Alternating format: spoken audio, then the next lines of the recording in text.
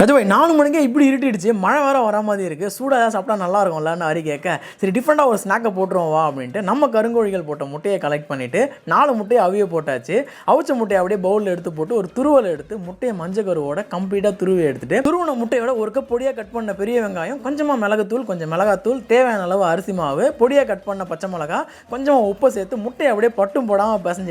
பிசைஞ்ச முட்டையை சின்ன சின்ன உருண்டையாக பிடிச்சி ஒரு பிளேட்டில் லைனாக அடுக்கிட்டு இன்னொரு பவுலில் ஒரு நாட்டுக்கோழி முட்டையை உடச்சி ஊற்றி நல்லா கலக்கிட்டு நம்ம பிடிச்சி வச்சிருக்க உருண்டையை முட்டையில் ஒரு உருட்டு பிரெட் கம்ஸில் ஒரு பரட்டிட்டு அப்படியே அதையும் லைனாக பிளேட்டில் எடுத்து அடிக்கிட்டு ராக்கெட் அடுப்பை பற்ற வச்சு இரும்பு கடாயில் தேவையான அளவு எண்ணெயை ஊற்றிட்டு எண்ணெய் நல்லா சூடானதும் நம்ம பிடிச்சி வச்சிருக்க உருண்டை ஒன்றுத்தையும் அப்படியே எண்ணெய்க்குள்ளே இறக்கிட்டு பொன் முருவெல்லாம் வறுத்ததும் அப்படியே சுட சுட பிளேட்டில் எடுத்து போட்டு இந்த வெதரில் நம்ம தோட்டத்தில் உட்காந்து எடுத்து கடியும் போது